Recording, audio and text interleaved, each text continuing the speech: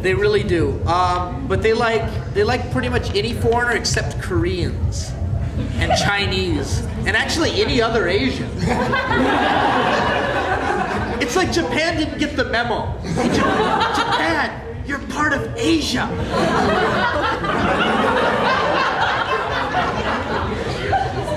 Because I mean, you know, they really seem to associate themselves a lot more with the West, except like when tourists come and they're like, yes, we are very Asian, you know? It's like, look at our beautiful bamboo structures, you know?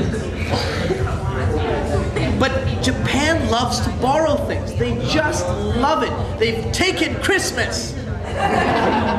They don't care much for the Christianity, but they like Christmas. You know? And I saw Easter eggs recently, and I'm like, but they're just color eggs in Japan, you know, so. Do they have Santa? They got Santa. They got Santa. Santa-san. They've got Santa. They like that. They like that. Do they still do the reindeer thing? Yeah, they got the reindeer. They know they've got their own version of Rudolph the Red-Nosed Reindeer. That doesn't translate very well, but.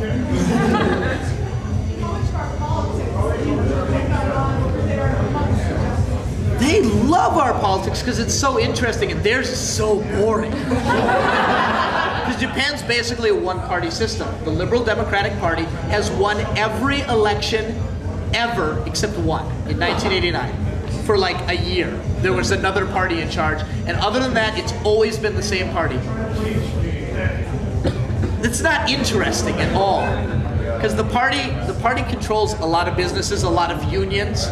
So people have a loyalty to vote for the party, but no one likes their leader. You think Americans hated Bush? You should see how Japanese people think about Aso, who's in power right now. He's got like an 11% approval rating. More people like syphilis. I mean, you know. Yeah, right there. Oh, sorry, I can't hear you. I don't know. I want to name one of my kids something. You know what I mean? It's a beautiful name. It's a beautiful name. I don't know. Some would probably think you're stealing Japanese tradition, but I think most would be cool with it. Because one thing Japanese people, in my experience, always love is when you try. You know? Because God, yeah, it's so cute. It's like, oh my God, the foreigner's using chopsticks. Something my 3-year-old daughter can do. But look at him with his big sausage fingers. I love being complimented for things. It's like, wow, the gaijin was able to make a coherent sentence. We will not respond to it, but laugh at how joyously he put it together, you know? Foreigners in Japan are dancing bears. If you see a bear dancing, you're gonna go, that bear is a great dancer. He's not a great dancer. The fact that he's dancing at all makes it amazing. I'm not a great Japanese speaker, but the fact that I speak it at all gets me constant praise. You know, I do tea ceremony. Some people went to my tea ceremony today, maybe. Okay, and some people will go later. I'm a member of the tea ceremony school. I'm still fairly low ranked, but I've been on television 3 times and in 2 books. Dancing bear, you know? Foreigner can make tea!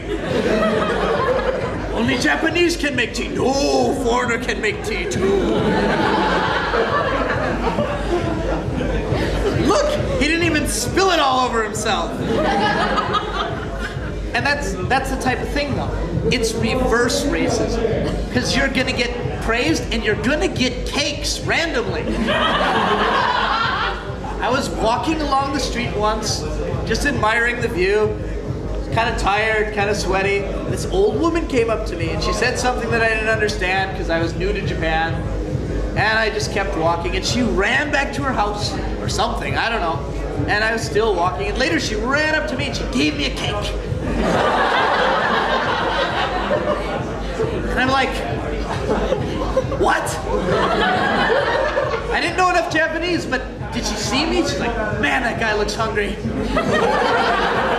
Perhaps if I give him a cake, he will not eat the village. You know? No idea. But it's, oh, just a smallish, chocolatey cake. How many instances have there been where you've gotten cakes in your... I got 2 cakes when I got hit by a car. I've gotten random street cakes a few times. Visiting people cakes happen frequently. It's not like I'm dangerously underweight or anything.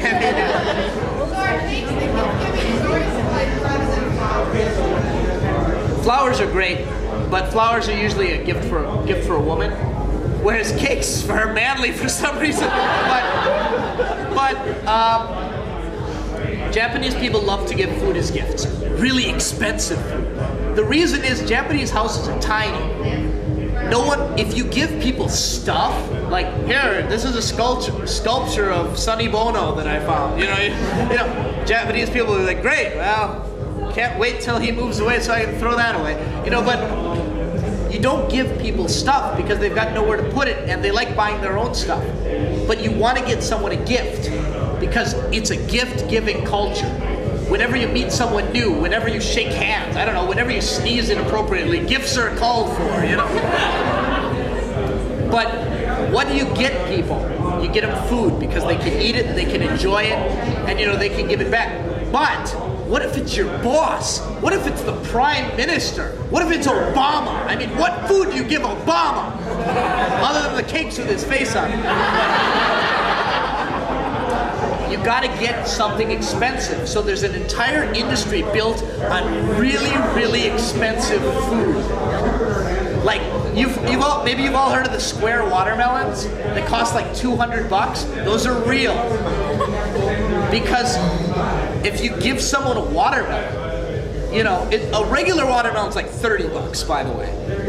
A regular watermelon's expensive, and that's what you give to, you know, a good friend. But what if you're meeting someone really important? You gotta make a really good impersonation. You buy, because everyone knows how expensive they are. They know, but no one ever says it. They give it like, please accept this humble gift of a square watermelon. I'm not really worthy to give you, but please take it. Whereas an American buys one of those watermelons and gives it to someone, you'd be like, hey, I got a watermelon for you. 200 bucks. I paid and then later when you see him again, you'll remind him. Remember that watermelon I gave you? 200 bucks. Good friend, you know. But yeah, between really expensive food and food that might potentially kill you, you know, Japanese. I live in fugu country. Fugu is the blowfish that kills people every now and then. That even when, oh God. Oh God. Speaking of debauchery. Oh no. Oh no. Oh, time's up, guys. Thank you for coming to my panel.